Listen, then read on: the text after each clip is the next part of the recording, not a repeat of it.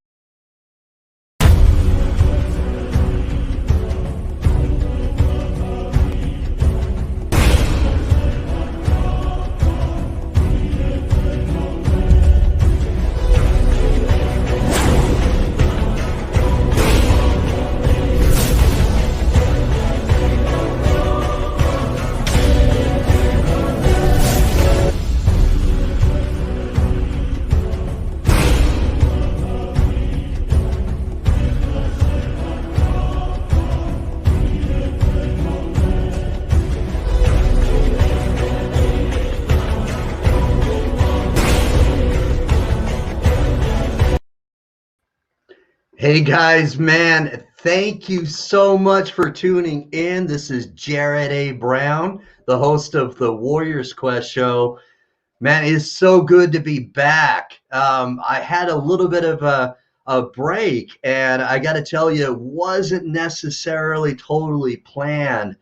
I'll give you a little brief background here, is that at my work, okay, there was a little bit of an outbreak of COVID-19, and I went to work on a Friday. Had I was having like aches and chills. I thought nothing of it, thinking, hey, it's just maybe something going on. So by the time Monday rolls around, the whole weekend I had aches and chills. I come to work on Monday, and there are like 8 people from my work that are out because they've tested positive for COVID. It was a big shock. And so I go to get tested as soon as possible that very day, and it comes back as negative. And I'm thinking, man, this is weird. I feel horrible. I feel like garbage. So I take some ibuprofen, and I go back to work. We're shorthanded because we had just paid for a bunch of direct mail, and we're getting calls. It's a busy time of the year, and so I'm helping out. I don't feel well, and I'm taking ibuprofen because we're shorthanded, and I have tested negative. But I still continue to feel like garbage, and so the next day I go to a different place to get tested, and I tested negative again. But I'm waking up in the middle of the night with not only aches and chills, but like cold sweat.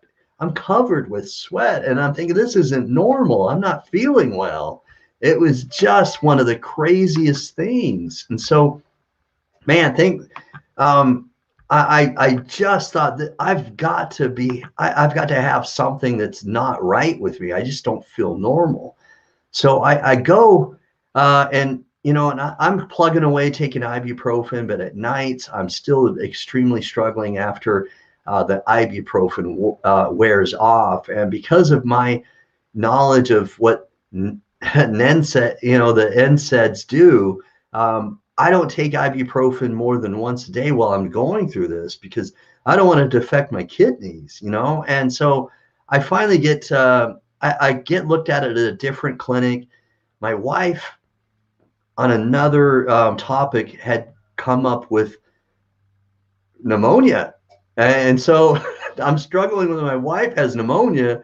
I'm not feeling well. And so I go to this other clinic to get tested because I'm still struggling. And they test me negative for influenza A, B. And of course, I don't have COVID. They're saying I don't have COVID. But they basically think that maybe I have pneumonia because of my wife having pneumonia. So I take a look. I get a prescription for some antibiotics, and I'm off, and they let me go.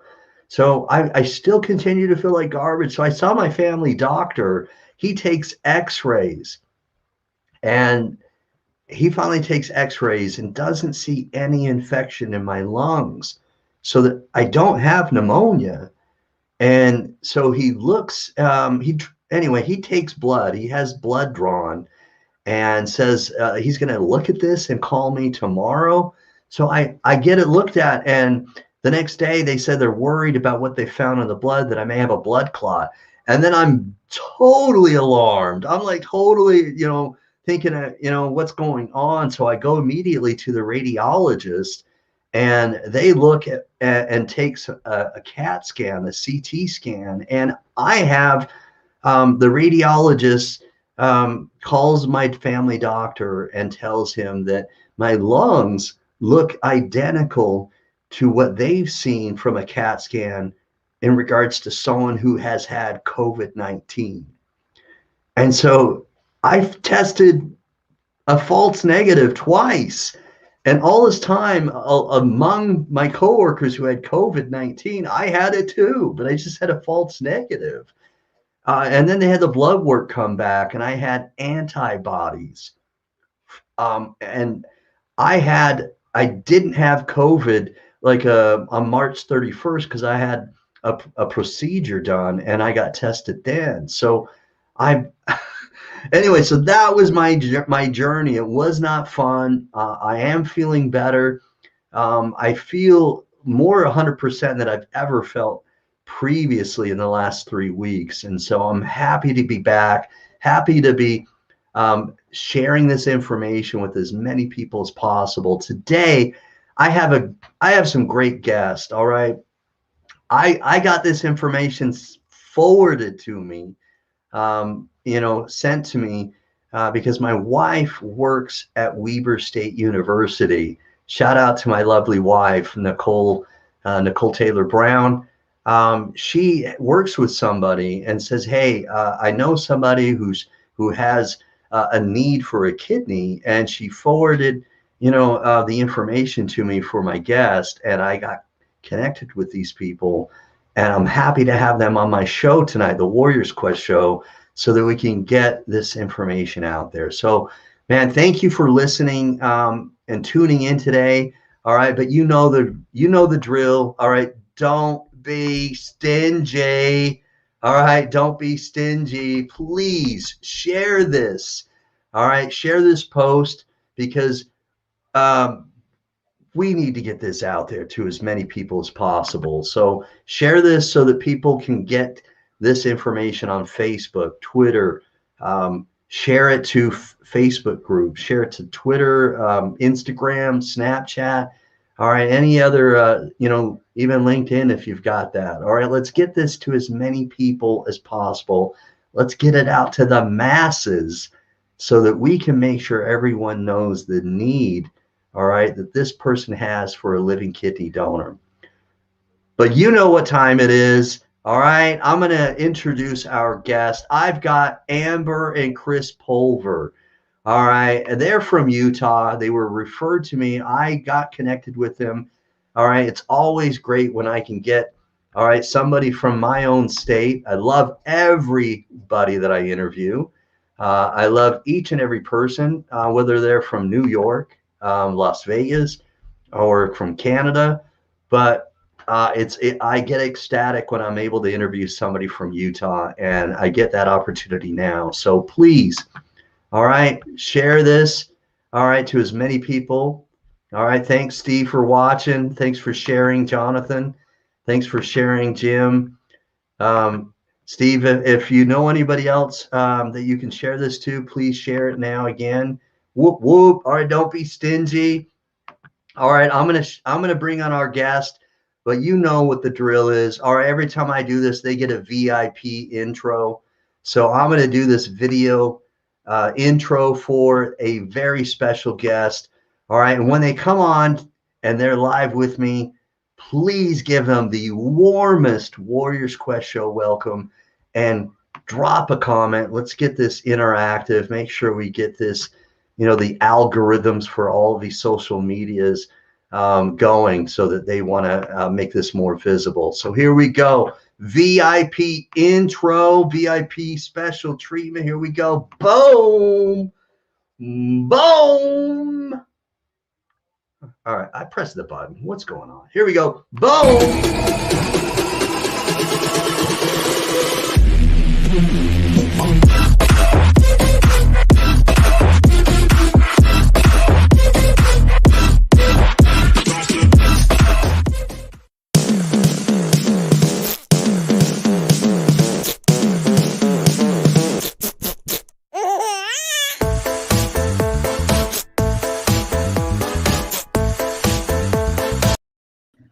Hey guys, man, welcome. Thanks for having me. Hey, you're welcome. Hey, Chris. How's it going? Hey, it's going well, man. We got some rain on Monday, everybody's we have rumblings of a potential drought, right? Have you heard about that? Yeah. That's been kind of rough around here the last few years with that. Yeah. Don't water your lawn. Yeah. I know, right? So, with all that rain that we had, I'm welcoming it. From Hooper, I live in a rural area. I'm surrounded by farmers. It's their livelihood. So, man, it was great to get some rain on Monday. So, but we've got some good weather now, though, don't we? Yeah, for sure. I was actually watching the grass grow as it was raining the other day. Nice. Yeah, it does. It takes all that moisture and it helps with the transpiration and everything. So it does. It's a great time of the year. I love the spring. But so anyway, guys, man, welcome. I'm glad to have you on the Warriors Quest show. I just recently, a couple of weeks ago, had another guest on that also has the Alports syndrome. So I'm learning more about it. And so give me, before we go and maybe into more detail about Alports syndrome, everybody has a backstory. I call them a hero's origin story. Okay. I'm a DC Marvel superhero nerd, and give us your origin story, Amber and Chris. How did you all meet, and give us maybe, tell us where you grew up and stuff like that, and introduce yourselves a little bit. And when I do that, or when you do that, I'm going to put you solo, but I'll be still here and you can hear me. Okay. Yeah. Well, I grew up in North Ogden. And so I guess to start off with the whole kidney thing, I started retaining a lot of water when I was in my late teens, and I thought it was just normal because I thought women did that. But, it wasn't until I got pregnant with my son, who's now 19. And, the doctors told me during my pregnancy, you got a lot of protein in your urine. And I don't know. They don't really teach you that that's unhealthy. So I was like, okay, protein sounds healthy, had no idea. And I ended up going to labor early and had him at 32 weeks, 6 days. So he was 2 months premature. And at the time, we just knew I had some sort of infection and we didn't know what it came from. And about after that, I did go see a doctor, and I got referred to a nephrologist and I had my first kidney biopsy then, and it was called, at that time it was minimal change disease. And, that to me just seems not much change. I didn't even really research it, and was put on what people may know as prednisone, fat building steroid, gained a lot of weight, was miserable, and even the doctor's like, if I don't have to, I'm not going to even give this to my wife. So everybody knows how bad prednisone is. And so I did my regimen of that, protein went down. I kind of thought, oh, I'm in the clear. I'm good. Years went by. I didn't really go back to that doctor because who wants more prednisone? Didn't go back. And then I started seeing a billboard for a new doctor in town several years later. So about 2007. So first biopsy was 2010. 2003. And then so it was about 2007, see the new doctor, and I get another biopsy done and on my kidney. And this one is called, they diagnosed me with FSGS, or also known as focal segmental glomerulosclerosis. And so I assumed I had that disease and was put on, I think I did a little bit of prednisone, but I was actually put on cyclosporin at the time. And I also took blood pressure pills to help keep the protein out of my urine. And then did that for a while. Kidney function was, at the time, was in the 40s and dropped down to about, functioning about 30 some odd percent. And I was able to stay there for quite a while. And at one point in time, when it kind of dropped there for a while, the doctor looked at me and he's like, I think we need to do another biopsy. And so, because things, I guess, on his end just didn't seem normal. So I went and had another biopsy done. And this one came back as, I'll probably screw this up, but like it's either thin basement membrane or thin membrane basement. And so the doctor comes back and he's like, I think you have Alports. I was like, oh, okay, whatever that is. And so in order to do that, I kind of got set up with a genetic doctor, but insurance didn't want to cover it and they didn't really see a need. And that was actually done down at Primary Children's. And it just kind of went to a dead end right there and never went any further. So then I ended up, they said, go see a dermatologist and have them do a skin patch test. And they can actually tell by your skin if you have Alports because of the collagen. So I went ahead and I go to my dermatologist up here in Ogden, and he's like, we did this type of thing in med school. He has like something to practice on. And he goes, it never comes back positive. So I'm going to tell you right now, it's not going to come back positive. 3 days later, comes back positive. Wow. So at that point in time, I guess, 3 different, tests on my kidneys that came back, as far as, biopsies, all different. And then actually having a skin patch test that comes back positive. I was like, okay, so I took my diagnosis then as Alports, and I started doing research. And I connected with Alport Syndrome Foundation and was, I was like, okay, I got to figure this stuff out. Found out it's a rare disease, majority is X-linked, majority hits men, and they usually have failure in their teens. And, I didn't have none of my families had kidney failure. My dad, had lower functioning kidneys, but he had high blood pressure when he passed away from brain cancer. So it was never anything that I was like, it just kind of didn't make sense. So I did go to a meeting with my husband and I back in about 2017, and there was the Alport Syndrome Foundation. They had a family meeting here in Salt Lake down at the U, and I went and got to meet different doctors, and I actually talked to Martin Gregory, who is one of the main guys who's done so much of Alport syndrome and trying to find out the total history on it. And so I went up into him and I told him my stuff, and he's like, I don't think you have Alports. So no my way. brain's like, oh my gosh, what's going on? But during this, they also had a company there called Reata, and they were starting a Reata Pharmaceuticals, and they were doing a drug trial, and you could get free genetic testing. And if you had Alports, then you could possibly join their drug trial. I was like, this is the only way I'm going to get a correct answer. Yeah. So I went ahead and did it, and they came back with, I have autosomal recessive Alport syndrome, or that's ARAS. So it's the more rare of the Alports syndromes. So, it's like 1 in 100,000 people will get this and have kidney failure, and you can be male or female, and it's guaranteed you're going to have kidney failure.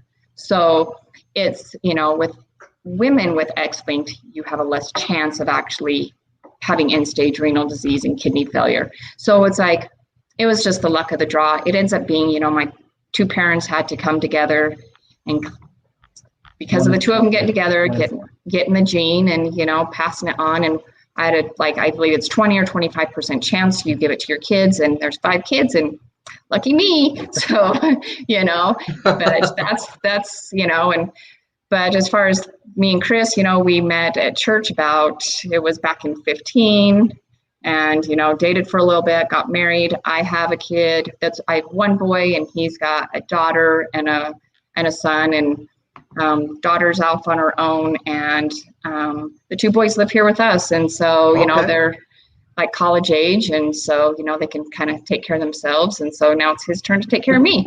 So, nice. So that's what he's been doing. He's been reaching out because I don't have Facebook, but I can't, it's hard for me to come out and just say, hey, I need a kidney. Somebody please save my life. Because with the fact that it's Alports, they don't want one of my family members to do it. They are preferring a friend or something, because they can still carry that genetic disease that it can turn around and, you know, so it's one of those things. So now I am actually looking to friends, to complete strangers, to people in the neighborhood. And it's really rough asking somebody to risk their life for me who they don't even know, you know. So it's definitely, it's been a little emotional roller coaster over the last little few weeks as my health has declined. So I can only imagine. Yeah. So I had said previously that I had interviewed somebody recently, a couple weeks ago, who is Alports, and I don't know for sure if it's the same or exact Alports that you're referring to just now. But Leslie Marie White is the person I interviewed just a couple weeks ago, and she has Alports. So thank you for watching, Leslie. I hope that you continue to have success and that God showers blessings upon you. Yeah, so, sometimes I think that we're all kind of connected because it's a genetic thing. So I'm not quite sure. I mean, yeah, a connection somewhere down the road there, you know, it's hard to say. You know, family-wise, you know, it's definitely, because they did ask me, do you have family up in Idaho? Because you have something really weird in your genetic markers. We can't quite decide. And in fact, last week at my appointment, he even said, we think you have something besides Alports, because your stuff out of everybody we've dealt with does not, in addition, does not make sense. It's not adding up. And so I'm like, well, when I, you know, get the transplant, because it's not for me but it's when I get the transplant, I'll be able to, you know, please take my kidneys and go dissect them and figure out what's going on. I know, yeah. Top dogs that don't even know what's going on and can't figure it out, because normally with the skin patch test, that only comes back positive for X-linked. And mine came back positive, and I don't have X-linked. So they are as confused as can be. And is it good to stump the doctors? Yeah, because they got to work, but you don't always want to stump the doctors. No, you don't want to hear the word interesting. That's the one thing you don't want to hear. Or you know, pause for more than a few seconds.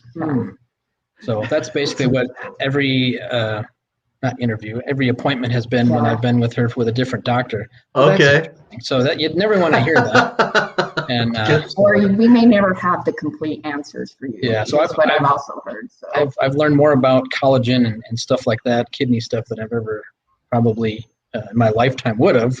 Right. So, and that's the thing with it, because with Alport syndrome, it could be your eyes and your hearing. It also could affect, but it depends on the genetic marker and which collagen that you have affected. So thankfully hers was only and I'm not sure how Leslie's was with so. her Alports, but most people end up with hearing loss. I've been very fortunate. I don't have hearing loss, you know. That's good.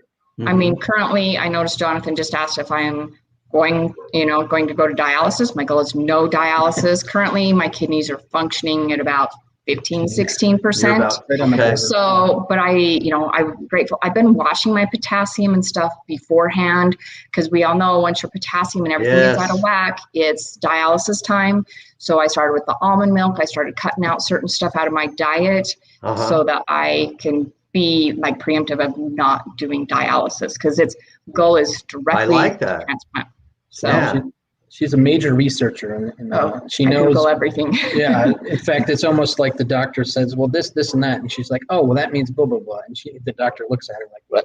Yeah, so she's self-advocate. Yes, you have to be your own doctor. So you definitely have to be your own doctor. Right, you do. You have to be your self-advocate. You're totally right. And we always are encouraging people, because not that doctors are right. You don't necessarily want to pick a fight, but you can't always just give in to what they're saying, because you know what your body's feeling, and sometimes you can you can give them information that they don't have. And so I love not that. everything is textbook, because they learn something in med school, but not everything is, there's always that unique person in that interesting, case that they have that makes it not textbook. So.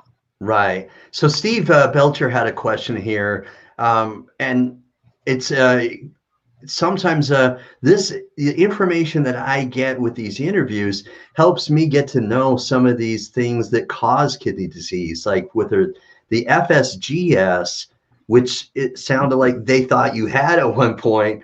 When you get a transplant, there is a chance with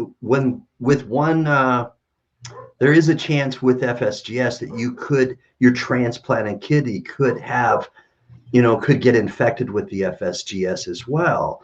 Is that the case with Alports, or how does that work? I mean, that's a really good question. That was my concern originally with FSGS, because you don't know if your body's going to turn around and attack it. But with Alports, you're basically born that way. And the way it was kind of described to me is we have collagen in our ears, our eyes, and surprisingly, there's collagen actually around your kidneys.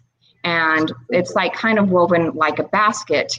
And mine have it's missing. And so that's how the protein comes through. So if you were to get a new kidney that was transplanted in there, it would be that the collagen is already there. So I believe that it would not attack it, and that those, Okay. All right. And it does look like Leslie does wear hearing aids. So, I mean, that's unfortunate for her. I mean, it's great to meet somebody who else has my thing. I feel very blessed. I haven't lost my hearing. He sometimes wishes I probably did. But, it looks like me and Leslie are neck and neck with, what's going on in our lives. So it'd actually be probably good for me to connect with her, because it is and she probably understands it's a very, very lonely thing to go through, because you feel like nobody understands. So to actually find somebody else that would understand is breathtaking. Reassuring. It is. So. Yeah, and that's what I love about the Warriors Quest show, is by interviewing people, we can connect so many different people together.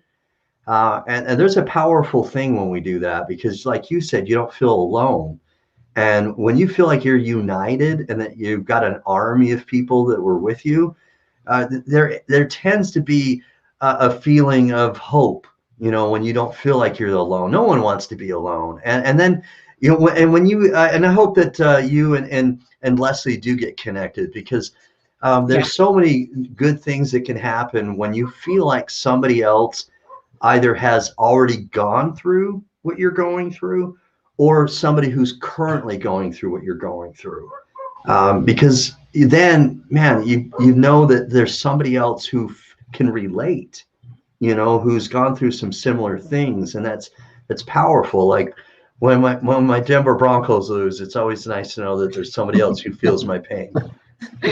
Yeah, I mean, I tell him all the time, you don't know how it feels, because it's hard to explain, So, I mean, right now, me and Leslie are like neck and neck. I mean, I'm just grateful I have my hearing, but she's like, she would be a great person to be like, oh my gosh, you feel this, you feel that? Yeah. So that we know, is this normal? Is this, is this something that's new, or, and it's COVID. Yeah. There were many times in the beginning, I was like, is that my health getting worse, or is that COVID? And right now, all the questions I asked you, you're like, well, half of those qualify for like kidney failure. So you're like, but. So Jonathan's asking a question. It's a great question. Are there some things that maybe you've done recently to help advocate for a living kidney donor? Well, it's not me so much. I'm like, it's not so much of a social media person. Yeah. I mean, I'll get on there a little bit. I go through spurts. I'm just like, sometimes I don't know any of this stuff. And I've pushed him to do it. It shares automatically to Facebook. And I'm like, oh, and then I double hit it yesterday. And so, I look like the biggest noob in the universe. And so, he's learning. Yeah, no worries. And you said at the beginning when we were chatting that to create a Facebook page, because I was starting looking at that, and I'm like, does that mean I have to create a whole new account? So it's one of those things I'm slowly learning and looking at other people's pages, and I'm like, oh good heavens, because it would be easier, because if you're not answering individual questions on 5 different groups at once, and that I was doing that till like, I don't know, what was it, late yesterday, not yesterday, day before. Anyway, it takes a lot out of you. So if you have one page, that might be easier. Yeah, I mean, the people at my work know. I mean, I'm very open about it. You know, I mean, some people are very quiet about it, but I don't hide what I have. You know, I'm like, I'm definitely. When it starts going viral and you get a random text from somebody in Tucson, Arizona, somebody actually took a picture of the thing that they filled out and sent it to me. Oh, I filled out the form, and I was like, oh, good. Yeah, and then I started crying when I found out. Oh, wow. It's willing to help, but you know, my siblings, they tried and they said, you know, sorry, you know, we prefer not. Yeah, same, me too. Sorry. Yeah, he's a no-go. Unfortunately, it's a no-go if you have blood or protein in your urine. So it's you know, a friend at work wanted to, she's got high blood pressure, you know, she felt bad she couldn't, and I'm like, it's okay. You know, there's things that people, you know, if obviously if she wanted to help. So what does she do? She reshares his posts as a way to help. So good. You know, it's just been, and Chris is originally from New York, so he has family back in New York. So it's kind of like his cousin received it, and they're asking if we can send, you know, flyers there, and possibly, you know, because then they live in Baltimore, and you know, so I mean, it's kind of, I didn't expect it to spread that far. I'm grateful it has, and then it's like if people are testing, sometimes I feel guilty because I'm like, but there's other kidney warriors out there that need just as much love and attention, you know, and so it's like. It's frustrating, you know, so you just wish you could have everybody have the opportunity to, you know, be so blessed to have people want to help, you know. Right now, I know there's been one person that was being blood tested, but that doesn't necessarily mean it'll go through, or they could change their mind, or it could, you know, so we're still pushing because anything could stop at any minute and have to restart all over again. And I mean, that puts you out a couple more months and getting sicker and sicker until, you know. So Leslie is saying here that she has found Chris on Facebook, and she'd like to connect. I think that's awesome. So I think that's a great thing. There's also I've sent Aaron Wheeler a link while we're talking to the show tonight. Oh, perfect. Aaron Wheeler has Alports as well. So hopefully we can get you connected with some other people that are relating and can kind of connect with you on a very, you know, on things that you can understand and they can understand, and you can all kind of have a common ground that way. Oh yeah, that'd be perfect. Yeah, so I've got some questions here, but I want to show some comments here. We've got Brindley, thank you for watching. She's saying that you're her aunt. Yeah, that's my sister's daughter. Or as we say in Utah, aunt, you know. Yeah, it's aunt, you know, it's like the little creatures that crawl on the ground. All right. So, yes, please share this. We want to get this information out to as many people as possible. So thank you for watching, Brindley, and thanks for anybody else who has also shared this already.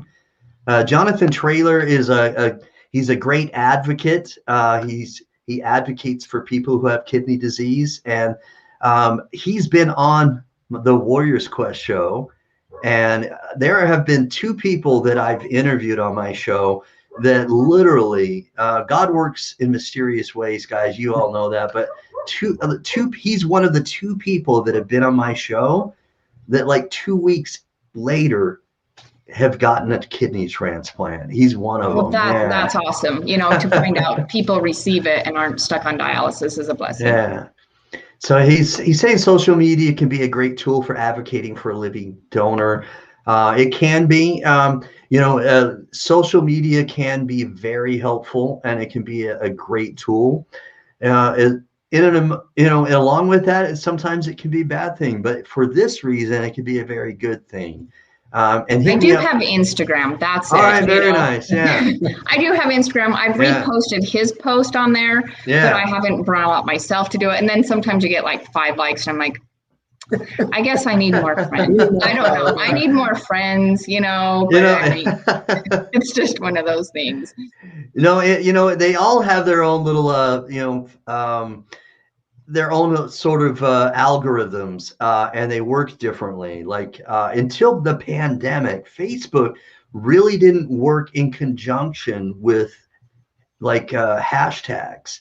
You follow me? And but when the pandemic started, Facebook started to embrace hashtags more, and it actually works on Facebook if you put hashtags now more so than previously. But I still find that the Twitter and Instagram, it's more effective to use hashtags. But anyway, back to your point is you can hit me up later, Chris, if you have questions about creating if you have questions about creating a Facebook page. The biggest advantage with creating a Facebook page is that if you get a poster that starts to really become viral, then you can actually pay to get it boosted. Whereas on your own Facebook account, on your own feed, if you post something, you can't necessarily pay Facebook money to get it more visible, to make it seen more, if you know what I mean. Gotcha. Yeah, I'll definitely hook up to figure out, because I was starting to do some research, and you probably see she can see the multiple tabs I have. Yeah. It's to try to figure it out. Yeah. Try to figure it out, but yeah, and I've seen that you've shared your posts like in other Facebook groups that I'm already connected with, and I think that's very effective. It's good. Starting. Yeah. You know, one of the things that I've done for people that live in Utah is great, where they have a bunch of Facebook groups that are free classified Facebook groups. And I've shared things in those because it's more or less, and I'm waiting for anybody to prove me wrong, but it's still selling, in my opinion, because you're still trying to more or less share information with somebody. And it's, in my opinion, again, a form of selling where you're giving people information about somebody who needs help. So anyway, I've never been shot down from anybody in those groups for sharing information. So it's like Utah classifieds, Davis County free classifieds, and so on and so forth. But anyway, something that's worked for me a little bit. Anyway, and so I may have put this on there already, but she says, I have no family who can donate to me, but I found out I've got high antibodies, making it harder. That's rough for her. We did learn that at the transplant class a couple years ago. I have the higher the number, the harder. She has a rough. It does put her out higher up the list to get one. Right. She's got a rougher match. And me, I don't have any antibodies. Oh, that's good. That's encouraging. For me, it's a lot easier to find a match. And so, they do say, if you've had previous transplants, you've had blood transfusions, all these different factors can come in to actually, making it rougher. And so I was very fortunate because there was another lady in the class who had, also, a rough time that was going to be towards the top of the list, So, the best goes out to her because I know she's in for a rough ride. Yeah. Yeah, it's a much tougher task. And there's some information I shared with her when she was on my show, and I tried to get her connected with some people that are struggling with high antibodies as well. So one of the things that I sent, and I got busy, so I didn't necessarily, and I apologize, I didn't give you more information, but I got connected to a website called designatshirt.com, I think is what it's called. And I sent it. You sent that to you. Yeah. And I kind of blindsided with you, or I didn't give you information, so I apologize for that. I was at work and in a hurry, but it's a great website to use, where I thought and I've got a YouTube video that I kind of demonstrated on my YouTube channel, but I was really skeptical. I was a cynic, guys, about this website, because seriously, five free t-shirts, come on, really? Yeah, I mean, I'm wearing a shirt now, but it's a lady that I've connected with on Instagram. I mean, all right, very cool. It does have the share your spare, and it's got my name on the back that's got Pulver, but it's a lady named Kidney Connect is what she goes by, and her son had a transplant, so they make masks and shirts, and she's been very, very kind. So she's also, she reposts my stuff along, anybody she knows that needs a kidney, she does it, and she keeps putting the word out for me. Very kind lady out of Texas. But so what's her Instagram handle? Kidney Connect. Kidney Connect. I'll have to find her. Yeah, she's not already connected with her. Yeah, That's she's cool. a sweet lady, and her boy feels very blessed as a mother of a child that received a kidney. Her boy, was, I don't know, 14 or something, maybe he was 17. I just know he was a teenager, and she feels very blessed. And he's the one that actually makes the shirts, makes the masks. They also have they're on Etsy as well. But yeah, so yeah. But that's cool. That is so cool. I love that. I'll have to find out if I'm already connected or not with her. But so it's valid and it worked. And so if you want to try it out, I've already tested it. I called the company, I called them and I went to the website and created a t-shirt. They have like this on their website. They have a very easy way to create a t-shirt, where it has like, please apply to be a donor, and you can put a phone number, pick a color of the t-shirt, whatever. And you can pick 5 of those t-shirts, 5 of them. And I was skeptical, but I got them sent. Because nothing's free. I know. Like, what's the I know, here? right. And I thought the same thing, but I actually had them sent to my house, and I got them, and it was completely free. They are set up to help people who are looking for living kidney or living donors in general, not just living kidney donors. But so it's legit. I tried it out. It works. I have another YouTube video that I did that talks about that. But the other thing that I've done is, in addition to t-shirts, is I've got another YouTube video that I did where I bought a glass pen. Have you ever heard of glass pens?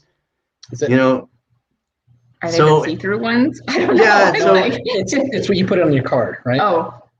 Yeah, exactly. Yeah. So okay. I'm going to show you with a little a GIF. There we go. So here's the glass pen. Yeah, and so it's designed for whenever you're saying you're selling something and you can put it on your window. You probably have seen those things before. Mm-hmm. And so I bought this glass pen, bought it on Amazon. It was like maybe, I don't know, $5-6, something like that. And I had it delivered, and I used it and wrote on my windows. I wrote the numbers in the transplant hospital phone numbers for people whom I advocate for, and I wrote it on my window. So on my car windows, I've got phone numbers, and it reads, please become a kidney donor for this person, that person, and I wrote them on each of my windows because I advocate for different people. And so you can be pretty creative with it, where you can put it on either each side of your car or even on the rear one. But the problem with the rear one is when it snowed, I had my rear windows going back and forth. Yeah, wipers. And cleaning it off. Yeah. So that one's no longer there. I have to add that one again. But that's another really great idea, is the glass pen. You can write on your SUV or whatever. And yeah, I have so many people that have asked me about it when I park. Whether it's people from work or people that comment about it, they see it and they say, do you have kidney disease? And then I have to tell them why I have it on my window, and it sparks conversation. It really does. Yeah. Anyways, those are just some creative ways that I've done. Facebook page, Twitter, Instagram, and then just doing a T-shirt. Yeah. I don't know. I think baby steps. Will have to show him that one. So right, baby steps. So Facebook, Instagram, and then when you get familiar with those things, maybe do some other things. I don't want you to get too crazy. But I have thought about buying a banner and sticking it in the front yard so as cars drive by. I'm like, there's been several people that have given me links to where they had billboards. And that some of the companies will actually discount your billboard. They do, yes. Yeah, so that's one of the tabs on the. Yeah, I'm like, we'll see. We'll give it a couple weeks. If I don't hear anything from my transplant coordinator, then maybe we'll look in that direction. Right. So it's but I know I have talked about already putting it on the car. Taking it to work, because I am still working full time.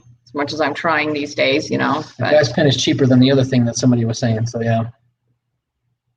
Yeah, there are some really interesting and creative ideas. I've got when I did the YouTube video when I went live about this idea, Jonathan Traylor was a co-host of mine on that video, and we started talking about other ways.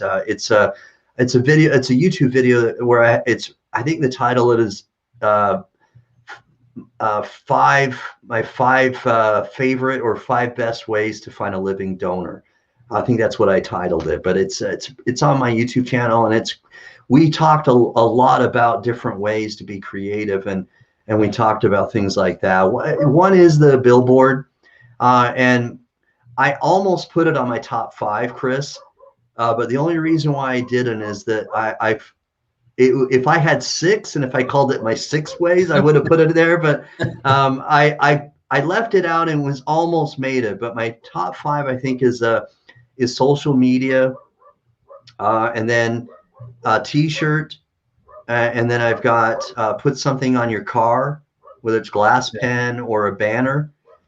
When my sister-in-law was looking for a living kidney donor, my twin brother and I use magnets. So, it's a different way. We made like a magnet and we put it on my car. So there are different ways to do the banner on the car. It's like a thin thing. Yeah. And you can take it off, put it back on, but yeah, I know. Right. So it's the mind starts to work, a banner like in your yard, like a yard sign is a really good one. That may be in my top 10. I didn't put it in my top 5, but that's a really good idea. But the one that did make it was being on a TV, a news channel for an interview. That was kind of my top 5. The other ones aren't bad ideas, and they're really good ones, but those are my top 5. Other ones work. Billboards work. News channel, I just find that is a better one than a billboard, because if you can get on like KSL or KUTV or these other news channels, it's amazing, because social media does work. Don't get me twisted here, but there's something powerful about being on a news channel, because it's like almost makes it legit. Like when you're on, you know what I mean? It's not like it wasn't before, but it's amazing. Like if someone sees you on a news channel and they're interviewing you, all of a sudden it's like legit, like, oh, wow, Yeah, when he first got the one from you, where he got the message, I was like, that's got to be some scam thing, whatever, Yeah. And actually, we found out it was my nephew's wife, Sarah, that works at Weber State. Right, Sarah. She works with Sarah. Yeah. Sarah works with my wife, right. Yep. So great girl. So.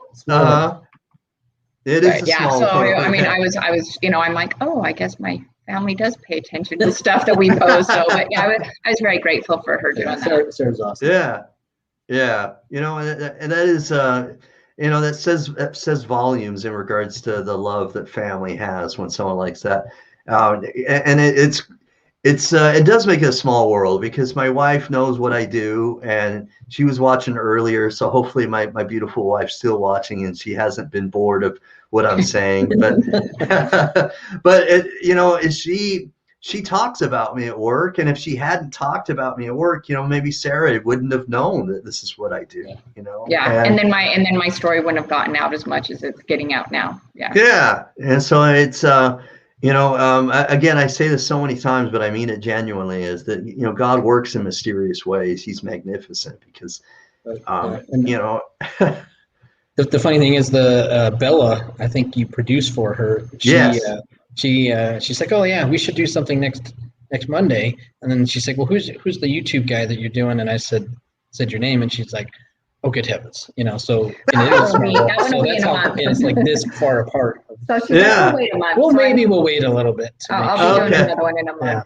Yeah, and that's good though. And then it really is, because because I produce her show, and I'm the one pushing the button that shows "Welcome Back, Jay." On her show, I'm the one showing the comments, and I'm producing the show, and I push the buttons to show the video intros on her show. But it's good to be on multiple shows, because you being from New York, it's Lisa Baxter is a kidney transplant recipient. She's from Brooklyn, and it's, even though it doesn't always happen where you get somebody who wants to be a living donor who's on the East Coast, but what happens is somebody may share it who's from New York, right? And then they share it, and they've got a friend or a relative who lives in Colorado or Nevada, a little closer, right? And so social media can be powerful that way, where we can get connected and we share it, and then all of a sudden it just gets amplified, and that's how it in small ways becomes viral, because we can be connected to so many different people. I've got a friend who lives in Minnesota, but I went to high school with him, and and then, you know what I mean? It's just that we're connected to so many different people that we knew and we were close with either in junior high and high school, but now they live in different states. And so you may share it with somebody, and you're from New York, but his high school friend from New York shared it. So in fact, she was one that the 20, this shows my age, the 20, I don't even know how many years. 20 years. It's beyond that. 150th reunion, and so I just connected with a lot of the other people, and I'd known her for years during the overall school stuff, and she's like, "Oh, you have to keep me updated, blah blah blah," and I was just like, "Oh, good heavens!" So Teresa is her name, and right. But she was one of those girls in school that you just you didn't date, but you enjoyed hanging with. So but he's from Rochester, so Rochester, New York. Rochester, New York, so upstate, upstate, yep. Uh-huh. Yeah, anything north of New York City is upstate. Upstate. I don't understand that, but anyway. It is a little weird because we don't say upstate Utah when they're from we're just northern Utah. Right. And probably, if I tried hard enough, I could look out my window and see your area where you live, because we're up there Ogden on the bench. So, Yeah.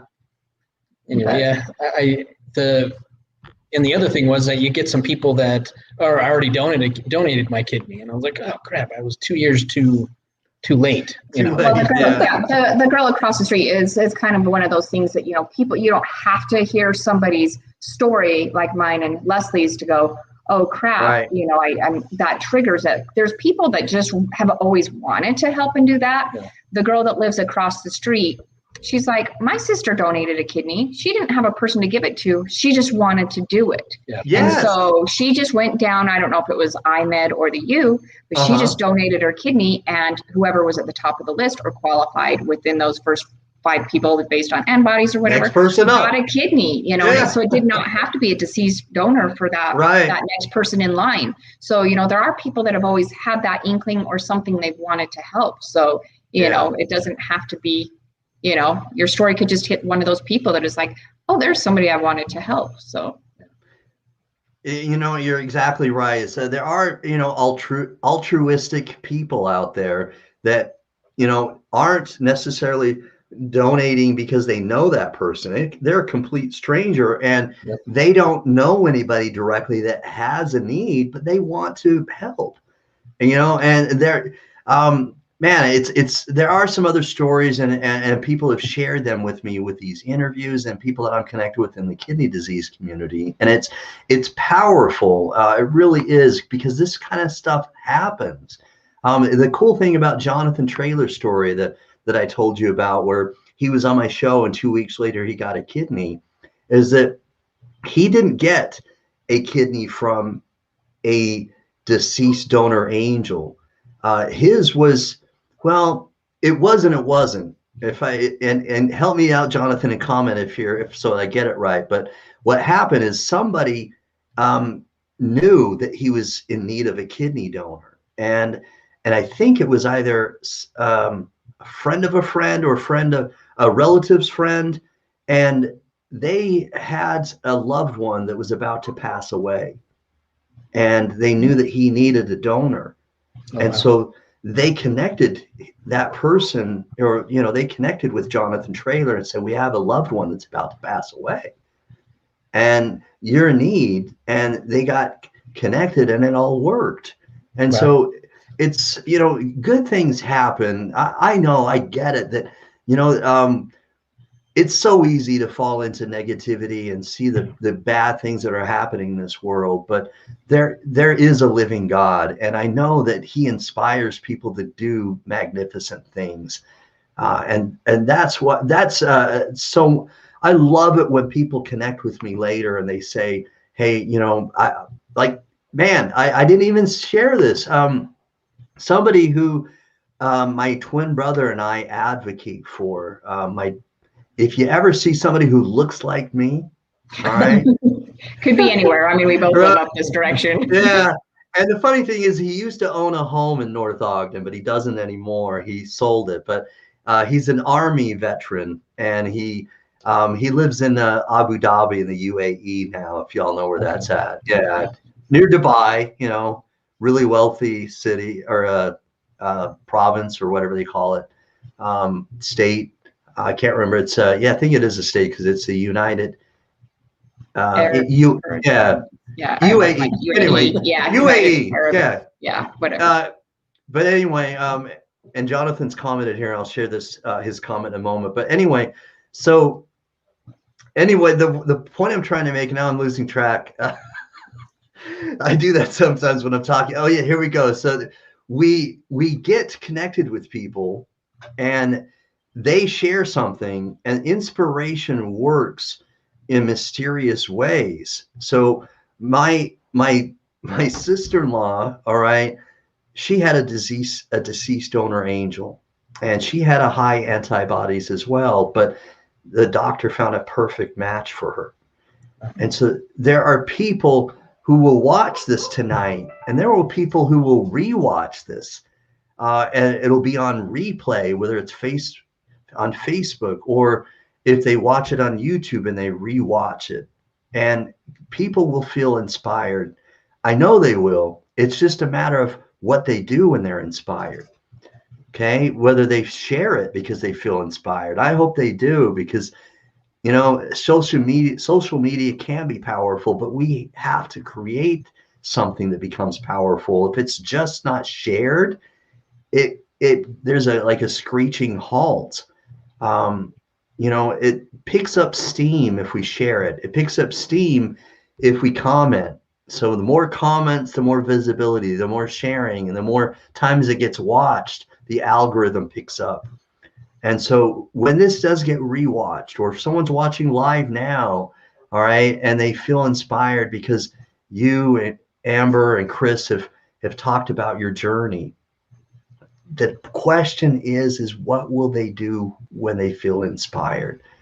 Will they share? I hope so. Will they comment? Will they call the number that's down below on that little, that little green bar going across the screen here? Okay, that's our question, is what will you do when you feel inspired? Because many people feel inspired, but few people actually act on inspiration. And that's what I'm asking. And that's what I like now. Somebody's feeling inspired now. They're calling.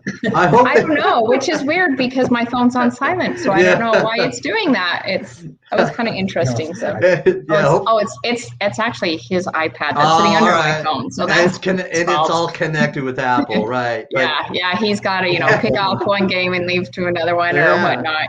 So I was like, why is it doing that? But makes sense. It's his. So and getting back to Jonathan Trader, we were talking about how the person he was connected with somehow reached out to him. And so he passed of an addiction, sadly, kept alive by a machine. It's considered a deceased donor, technically, but the family members saw the post on social media and directed the donation to him directly. So that's awesome. Yeah. And they do ask that if you are willing to take a kidney from somebody who might have a kidney that's been, possibly diseased, as they want to say at first, because they don't know if it's even hepatitis and stuff. And, I did follow I followed a gentleman for a little bit on his podcast. He had Alports, because I was curious, learning more. He actually had his first donor was it was a relative, I think it was a grandpa. He was a teenager, didn't do his pills well, lost his kidney. Second time, he got another family one, lost that kidney. And with certain meds to him. Then he finally received a third kidney, which is, you don't start hearing of that many kidneys. I mean, it does happen, second or third, depending on at what age you started receiving them. Mm-hmm. His was also from a drug overdose, and his kidney has been at least 10 years. And so, I mean, it goes to show that just because somebody passed away from a drug overdose, that kidney is not necessarily, it's not diseased, it can still help people. And, so, I mean, it goes to show deceased and living is not always, they always say living is best, but, sometimes, it's for some people, even a deceased is even better than a living. So, that's great for Jonathan. And hopefully he's like the Alports guy that I had heard of and continues to keep his kidney for a long time to come. Right. I hope so too. Yeah. Jonathan's a great advocate for others that are looking for a kidney donor, and he does a lot for the kidney disease community. He's a great man. I have a lot of respect for him. So I hope he does continue to do well with this transplanted kidney. So, but yeah, man, you're right. A living kidney donor in many cases, statistically, they say, does last longer. But, I also know of some kidney transplant recipients that have had the transplant from a deceased donor angel, and they've lived, like 20, 30 plus years. So it's based on diet and what you do and how well you take care of it, and, you just got to treat it like a baby. You do, you really do. Yeah. You got to, and don't do extra stuff you shouldn't. They say stay away from herbs, take that medication the way you're supposed to. That's the key thing, Right. So nonetheless, okay, we want to speed up the chances for you to have a better quality of life. You mentioned to me offline that you're starting to feel some of the effects of having a kidney that's failing, fatigue, and some of the things, right? My eyelids feel very heavy. I put a cold pack on them earlier, and I still feel like they're bags of sand. And so I'm like, tried to put enough makeup on so I didn't look like I was too sickly, but I'm like, the girls at work know, they've known me long enough. I've been there 20 years. She doesn't look good today. Yeah. So now it's more like utter exhaustion. That's what and I do get up for work at 3:15 in the morning usually. So it's rough. I try and go to bed early, but works. The muscle cramping is kicking in, the headaches. I didn't really want to eat much today. There's just the usual. And so I'm sure Leslie's feeling some of this stuff, that you're just like, just plain pooped. You're just tired. Exhausted. You're like, it's just to like brush your hair. Sometimes it feels like your arm's been in the air forever, just to walk into work. Sometimes you're like, man, I feel like I need a wheelchair. But people look at you and you look okay to somebody that doesn't know. And that's the problem. Then she becomes the strong, independent woman that she is and does stuff. And I find out what she's doing. And I'm like, stop it. You're not, and then she crashes, then she can't go to work the next day because she did something. And I'm just like, ugh. Because a lot of times she'll come home and sleep, I would. I'd like to sleep. So it's one of those things that we were listening. Find a balance. But sometimes people are extreme exhaustion where you're sleeping 20 hours a day, and that's right. It's just crazy. And sometimes you do get a little bit of the insomnia. Sometimes it feels weird, like, and I've heard some of that before. That it's just like feels weird, kind of like your blood's going through your body weird, like it's in kind of an irritability type thing, like you can't calm down. And so sometimes it's just like, it's kind of an annoying thing. You're like, why is my body feeling abnormal? And I did ask my doctor, why does it feel like there's worms moving in my feet? Oh, that's the toxins, That's the toxins. People don't realize, toxins are slowly poisoning your body, and, there was a girl at my work that passed away at the age of 30. She needed 30. She way too young. Had kidney. I don't know if it was FSGS, but she had a lot of protein in her urine. She and I would speak from time to time, and her kidneys were functioning about 24%, and then all of a sudden, like over a week, they just kind of like started to tumble. And she's like, I talked to her, and I was like, Sindel, are you okay? And she's like, they're down to like 17%, but they think they found something on my thyroid. And so they're not quite sure. They gave her the transplant stuff down at the U and did the blood work. They were not so I don't know if her, I'm not 100% sure of the situation, but you hear stuff, Yes. the blood work was not looked at in a timely manner, which is why we have to be our own doctor, look at your online reports if you have the ability to, which almost every day, with everything these days, you can look at your results. I get my results from everything quickly, probably before the doctor does. The doctor. And she, good for you. Good for you. Yeah. So her thyroid, it basically bottomed out. And come the following Monday, and one of her coworkers came over and said, Cindy passed away. She had a massive heart attack due to the thyroid. Devastating. The thyroid gets affected in later stage kidney. And so people don't realize how many different things it affects, and so you have to be your own advocate, You're right. You do.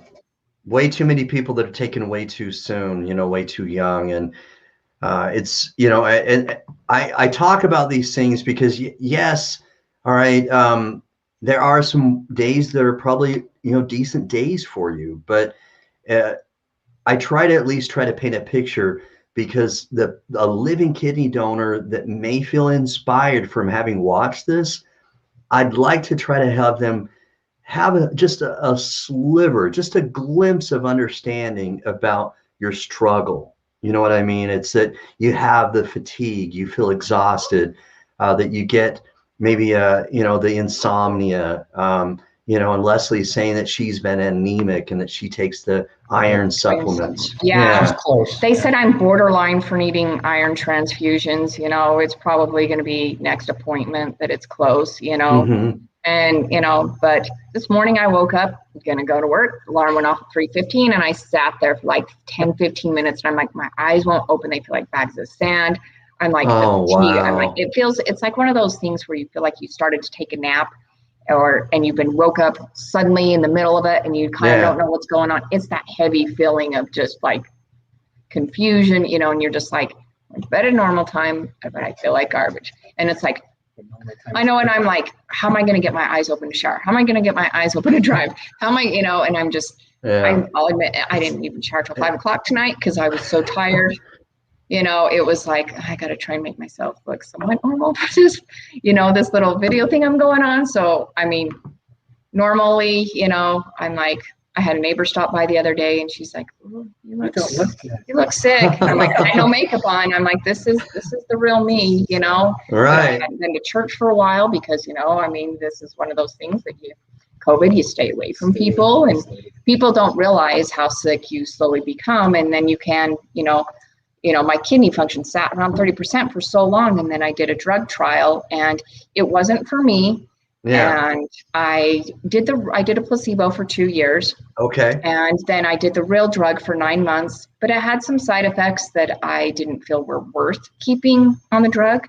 Mm-hmm. So I did it for 9 months, and 1 month after, it just dropped. Wow. It dropped. So, I wish the best for those that do take that drug, but I will say the drug is getting ready to be approved by the FDA. It is not currently for me, but didn't work for you. Yeah. It didn't work for me because it was not muscle cramp and lady. Yeah, it was, caused some problems that they didn't.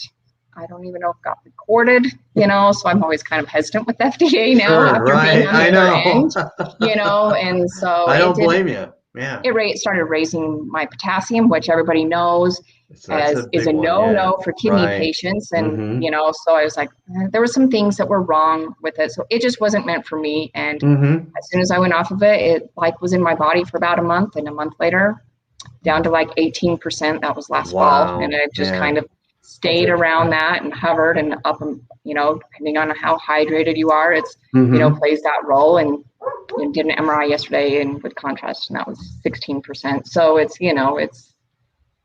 it's definitely been, it's rough. It has its rough days. Everybody at work knows I've always been one that has use or lose leave. I'm always there. And now all of a sudden I'm not there. And so they know something's up. Where's it's Amber? For real. It's for real. Is she okay? Is she okay? If she's not here, because and if she's asking for a kidney, that means it's real. Yeah. Because she doesn't ask for anything. I don't ask for much, but it's definitely, even when she asks for help, she starts doing it herself anyways. Because we women, we know how we want it done. I'll be honest, Yeah. Get out of the chair before she starts. But yeah, it's definitely extremely exhausting, walking into work. I mean, just even sometimes even doing your eyeshadow. I mean, you get fatigued easily. Hanging up laundry, it's couple shirts at a time. It's a fatigue unlike no other that you've ever felt before. Wow. And it just doesn't stop. And like right now I can feel my muscle cramping in my feet. It feels like you're going to have Charlie horses. Yeah. And I am also waiting to end up having a gout attack. I've had gout in the past. Oh my gosh, I had no idea you also have gout. Okay. Well, wow. my uric acid levels, they're supposed to be between they're also, your uric acid levels are supposed to be, I think, between 2.5 and 7.5 or something. Wow. My test results are like 9.5. So at any moment in time, I could probably, I've had gout attack once before. It's common with kidney patients, but nobody likes them. It's extremely painful. Feels like you're on the show Misery and you're getting hit with and a hammer on your toe or something. It's definitely uncomfortable. So that could pop up at any time, but there's so many things that come along with it. Your diet has to completely change. Mm-hmm. It's like, people don't understand the potassium. If your potassium gets too high, you can have a heart attack. So it's like, well, there goes ice cream. Milk is now almond milk. I had to buy vegan ice cream because it only has 40 milligrams. I'm like, hey, I'm like, change. There's some things that you just have to do to change. You read your labels of everything you eat more now. Carefully, it is. It's a big change because you don't want to have a heart attack. You don't want to. That would also push me closer to dialysis. And the goal is no dialysis. Thought of dialysis is just a no-go for me. I've just been, nope. I don't want to be hooked to a machine to stay alive. And honestly, that's honestly what it is. It's being hooked to a machine to stay alive. It's life support for your kidneys. Support.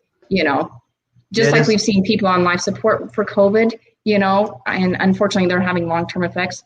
It's kind of a similar thing with dialysis. I mean, once you start dialysis, it shortens your lifespan. So that's why they always say living donor is the best, to go straight directly to it, Right. The dialysis machine puts a lot of pressure, a lot of stress on your heart and causes cardiovascular issues. And so it definitely, your body does, it takes a hit, it takes a toll. It really does. And and then if you're on dialysis too long, I have a friend at work, Tanya, and her mom was on dialysis for lupus.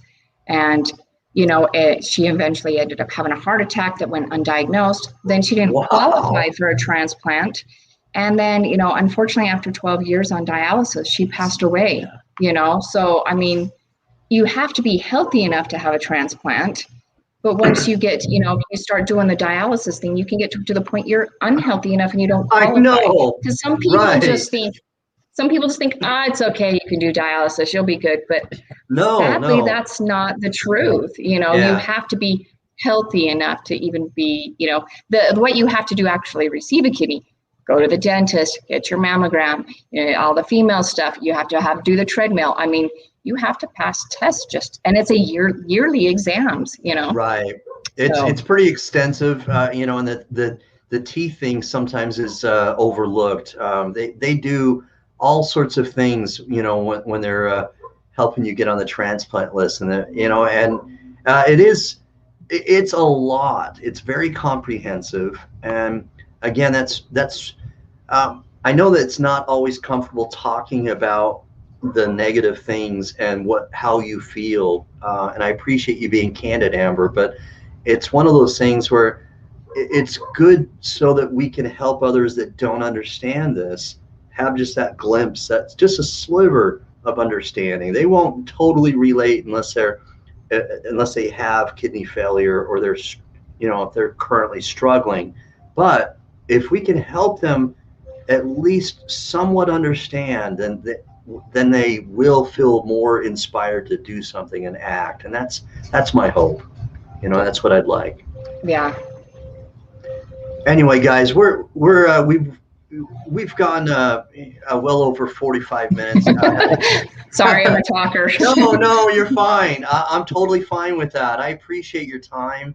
And it's been a great interview. I really appreciate, taking the time to tell your story and get the information out there, because it's absolutely my passion to help as many people as possible. And so it's great that we got connected, and I'm glad that we did this together. And I appreciate you reaching out to us and, having me be on the show, I'm definitely awesome. Grateful for that. It helps me.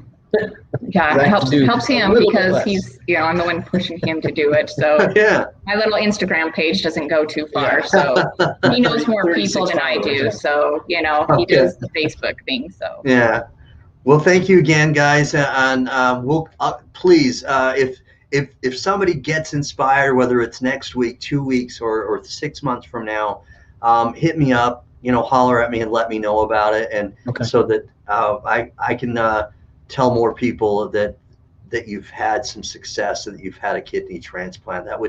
It's and it doesn't necessarily have to be because they saw the show. Whether you get a deceased donor angel that with your transplant, or however it happens, I just feel it's gratifying, and I feel so elated when I get that message that someone's had some success. And so please reach out to me when that happens. All right. I'll definitely reach out to help with the Facebook page for sure. All right, sounds good. All right, thanks, thank you for your time. Please hit me up, and we can get together about the Facebook Facebook page, and we can get that rolling offline. Okay. All right, perfect. Thank you. Okay. You're welcome. Have a good evening. All right, God bless you. Take care. All right. Bye-bye. Bye.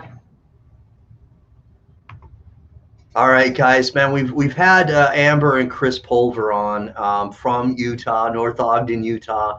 Literally, man, it would probably take me maybe only 15 minutes, maybe 20 minutes to drive to North Ogden. I love that. I love to help out and interview everybody, and I'm glad that I was able to interview them tonight. And if you feel just as inspired as I have been inspired today, please act on that inspiration.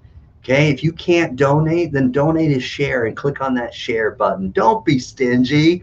All right, share. All right, and if you can do something and act on inspiration, please call this number 801-587-8816 and start the process. All right, I mean, you'd be amazed. Okay, I've advocated for somebody else from the University of Utah, and it took less than 3 months. It took really a shorter time period from the U of U, the University of Utah, and it didn't take the full 3 months to get the testing. And so you never know. You really don't. And if you feel inspired, act on it. All right? Click on the share, call the phone number, talk to your coworkers, talk to your friends, family. Share the message in any way that you can if you can't donate yourself. But please act on inspiration. All right, that's why we get inspiration, is we're supposed to act on it. So please do that. All right, guys, man, thank you so much for doing for being a follower, for making this show accessible for people that can get spotlighted and to get their message out there. I couldn't do it without you, and I appreciate that. So thank you so much for everything you do to help get this message out there, to make sure that people hear and understand their journey, because there's nothing more important than getting hope.